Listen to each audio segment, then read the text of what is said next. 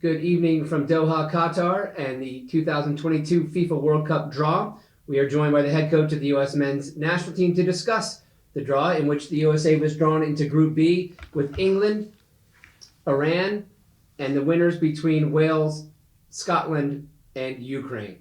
If you'd like to get in a queue to ask a question, you may do so now, and we will begin with Stephen Goff from the Washington Post.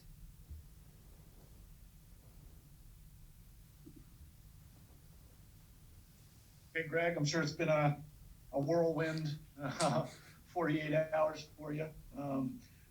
Wanted to see what your reaction is, what pathways you see to getting through, and your general thoughts on this big moment.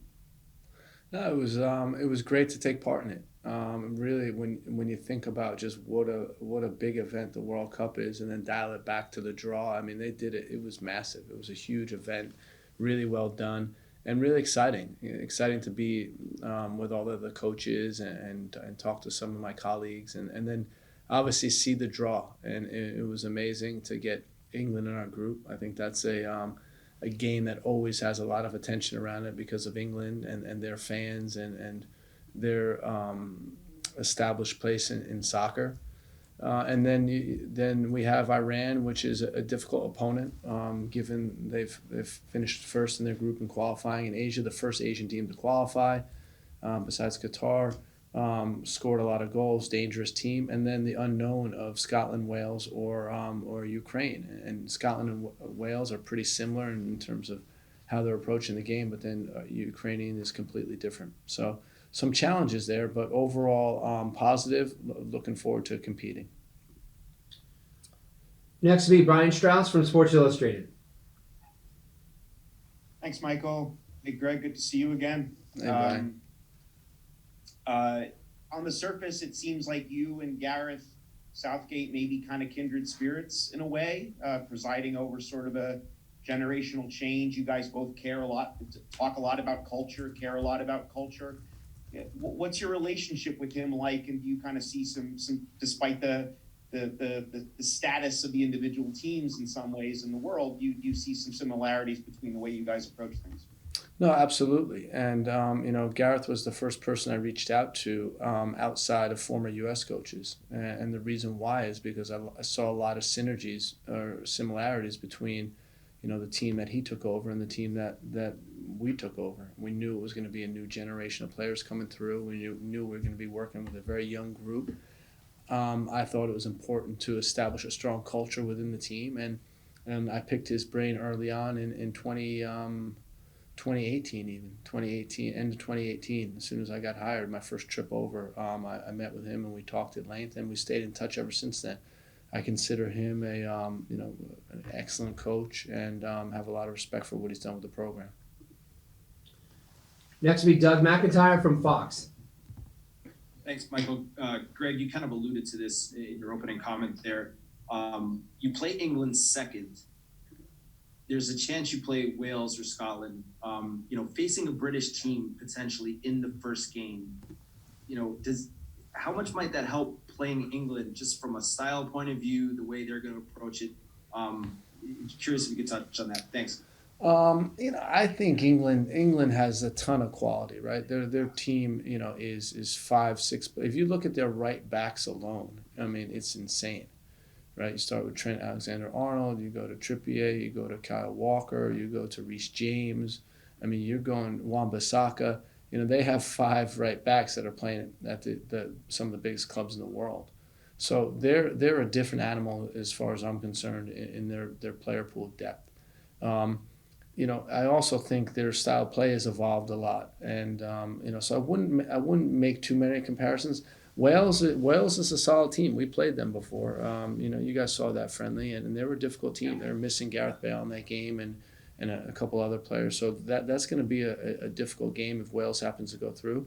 And Scotland is always difficult with their spirit and the way they approach the game. And then, as I mentioned, Ukraine is a totally different type of opponent. But we want to get off to a good start in the World Cup. That's always key is doing well in your first game. So we'll be prepared and try to win the first game. We'll go to Ron Blum from the Associated Press. Hi, Greg. Iran. If you look at it, the political implications of a matchup against Ukraine and drawing attention to the game, is that good or bad for you guys, or neutral? And playing the first day and having probably 6 days of training with the whole group, assuming a bunch of guys have Sunday games, is that hard to deal with? Or given what you've had the last 7 months, is that simpler to deal with? Well, it makes it easier that we did it the last 7 months for sure, but it's challenging. You know, when I was talking to some other coaches, they were hoping they were in the later groups, that they got up to 12 days of preparation before their first game. So I think it does make a difference. It's not the end of the world. We are used to it, and you have to deal with what comes your way. In terms of the political implications of the game versus Ukraine, what I would say is if Ukraine makes it there, it's a wonderful accomplishment. You know, I think if the people of Ukraine can get some hope by their team playing in the World Cup, it's amazing. And I think it will be more of a celebration in my eyes than political ramifications. I think, we're all pulling for Ukraine, we're all behind them, we're all supporting them, and we hope that the situation resolves or as soon as possible. We'll go to Paul Tenorio from The Athletic. Thanks, Michael. Hi, Greg. Hopefully my Wi-Fi holds up okay. I'm down here in Costa Rica still, so it's a bit shaky. You got stuck, or you're visiting family? I'm visiting family. Nice. Enjoy. You just rattled off the right back depth chart, 5 deep for England. I think it speaks to the familiarity that Americans have with English football, the access to the Premier League. You also have players playing over there. You have Eunice and Anthony, who grew up in that system and are familiar with those players. How much does that familiarity help, not just in preparing perhaps tactically for you, but in maybe taking away any sort of intimidation factor that might exist with such talent, that might have been there against Brazil or an Argentina or France, and maybe isn't as strong against England because of that familiarity? Thank you. I think that's a good point, Paul. I really do. Most Americans are familiar with all of England's squad. I think it puts a bigger target on England's back because they're the biggest league in the world and they have some of the most famous players in the world. Some of our players are playing in the Premier League, are playing alongside these players, are teammates with these players. Others are competing against them. So overall, I think it's a positive draw. I mean, it's not taking anything away from the quality. They still have a ton of quality. They're still a really well coached team, and they're still a very good team. But I think that does help somewhat that you're very familiar with them. Next will be Grant Wall. Hey, Greg, good to see you. I hope you're hanging in after all the travel. Thanks, Grant. I wanted to ask about friendlies coming up. Yep. And wondering, will this draw influence the friendlies you schedule for, I assume it's June and September. And is that already in the process right now over in Doha with finalizing those friendlies? Definitely. Tom King has been talking to teams. I just got a text a couple minutes ago about teams he's spoken to, and we would try to craft it somewhat based on who we have in our group and then who we can cross over with when we eventually get out of our group. So those two factors will come into play. And then it's just trying to get the opponents that match up with them pretty well. And then it's always, it's always going to be different. It's not an exact science. It's not like a science. It's not like if you play Saudi Arabia, that's an exact replica of Iran, but it will help, I think, with the familiarity with the body types, the athletic types, I think can only help. We'll go to Jeff Carlo from ESPN FC. Thanks, Michael. Hey, Greg. A Jeff. couple preparation questions. Yep. One is, the fact that you don't know exactly who you're going to play in that first game, how much does that kind of complicate your preparations? And I was wondering if you could dig in a little bit more to your plans for the Nations League. Are you going to bring in the full squad for that? I mean, you mentioned the other day that there's never enough time, so I'm just wondering if you're trying to maximize your time in that way. Yes, I've already spoken to the group, and it's about, we're going to need them for those 2 weeks, 2.5 weeks in June. That's just how it goes because we're only going to have, maybe 10 days in September, and that's it. The World Cup, we had plans to go to Dubai a week before. with the entire team. I don't think that's going to happen because a week before our first game, we have to be in Qatar 5 days before your first game, and that's basically when the guys are released from their clubs. So a little bit of change of plans based on when we're playing, but we'll deal with it. But it does make June important, and it makes September important. Guys need to be available for that. They need to be involved in that if they want an opportunity to compete in the World Cup. Next will be Daniel Nora from Univision. Thank you, Michael. Hi, Greg. How are you doing? Hey, Daniel. I have a couple of questions. The first one, are you expecting to send a scout team for that European playoff in June? And the other one is if in the conversations with other coaches, maybe some FIFA members in Qatar, the idea of bringing 26 players in the roster have been in the last days, in the last hours, or you expecting to go with 23? I don't know what they're planning for the World Cup. No, there's been discussions. We had a coaches meeting today, and I'm not going to get into it specifically, but there were discussions around roster size and prelim roster sizes. That was a discussion. And I don't know what stage it's at now. I don't know how it's going to get, how they're going to progress that conversation that we had, but there definitely was a conversation around that. What was your other question, Daniel? Your first part again? About scouting. Oh, yeah, about scouting. We'll be playing them, so it won't be someone with the direct coaching staff, but we will send someone there. We will get footage of those games, yes. Next will be Nancy Armour from USA Today. Hi, Greg. Thanks for doing this. Yeah. I'm wondering, with having such a short window between when the guys are released and when your first game is, how important is it that you've had such a large pool of players that you've worked with over the last 2 years? They've all gotten to know each other. They've all built cohesion.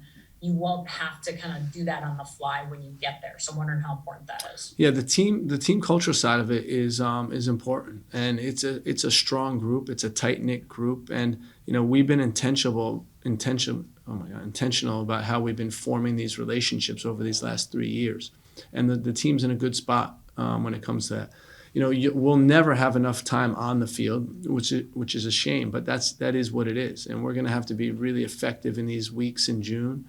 And then when we get together in September, because when we get to Qatar, it's basically prep for a game, and you go from there.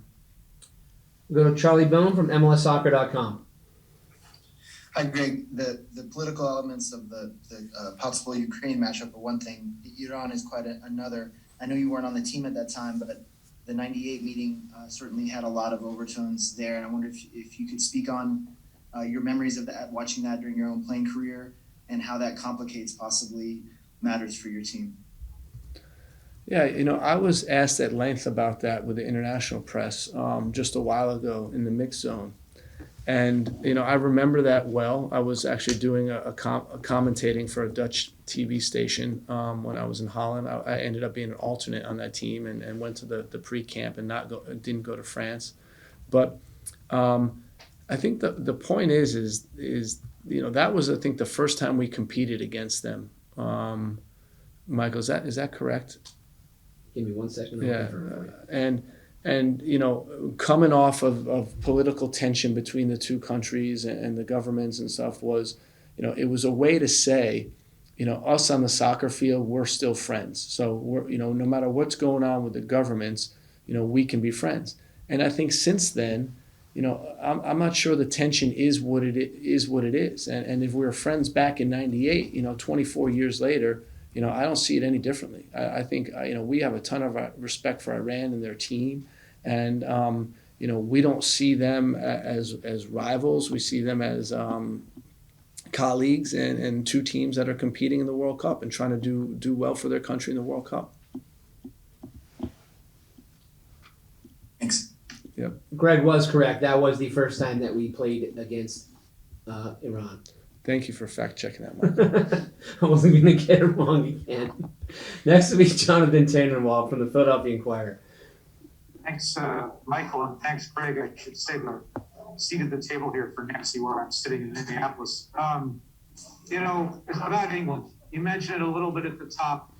You know, the cultural resonance that English soccer has in this country, popularity of the Premier League, popularity of the English national team, in a lot of ways even more than American soccer in some ways. You know that as well as anybody, I'm sure. You know, what is it going to mean for you to lead the United States against England in the Men's World Cup? And, you know, I realize you don't want to put a ton of on the bulletin board, but maybe say a little something, you know, be able to stick up for soccer in this country a little, you know? Yeah, no, I mean that's exactly right. You know, you hear Jesse Marsh and some of his comments about what he has to go through, and you know, I think at some point it's almost like too much, right? You know, you're an established coach, you do really well, and you know, and you're not treated like that. Whereas if he was from somewhere else, from Portugal, for example, he'd be treated completely differently. And Bob Bradley the same way. You know, I know that there is a lot of respect for American soccer, but I think this is an opportunity. For sure, this is an opportunity for us to show what we're made of. And, you know, they have a good team, but so do we. We have a young team. We have an athletic team. We have a team that doesn't have a lot of fear. And, you know, that it's going to be a great game. And I think even for the fans, you know, to be so familiar with their players, their household names, and then to see us match up against them, I think will provide some context. And it'll be, I think, really interesting for the fans as well. Thanks. Yeah.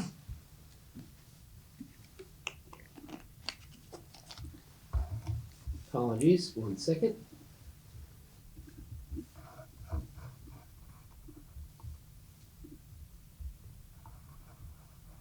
Lost my list here for a moment. Next will be Mark Ziegler.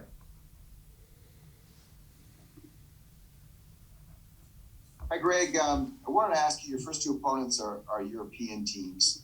Obviously, you don't know the first one, but the second one will be European as well. The United States has historically struggled against European teams in the World Cup. I think the only win since 1990 is against Portugal. You know that. You were there. 2002. Yeah. Why do you think the U.S. has struggled against European teams, and what has to sort of change technically and tactically to reverse that? Well, I think, you know, traditionally European teams are very strong. And that's just how it is, right? And so when you play them in a World Cup, it means they got through European qualifying, which means they're very good teams. And, you know, I could see a lot of teams struggling with that. So, you know, I wouldn't read too much into that. But if that's the case, what you said about us not winning against European teams or only beating one, that's a great challenge for our guys. That's a great opportunity. And, you know, there's always opportunities to be the first team or do something that teams haven't done. And for us, you know, we just look at each opponent, we analyze their strengths and weaknesses, and we try to figure out how to beat them. And it will be no different there. But really looking forward to the group. I think it will be an exciting group. I think it's going to be a group that comes down to the last game to see who gets in. And hopefully we'll be right in there. Thanks. Next will be Emily Olson. Thanks, Michael. Hey, Greg.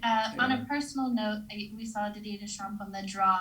Just a question, if you had a chance to interact with him at all now that you're in the similar position of having been a player and now a coach going to the World Cup, at all able to interact with him? Otherwise, you know, what's it like to now be in that position?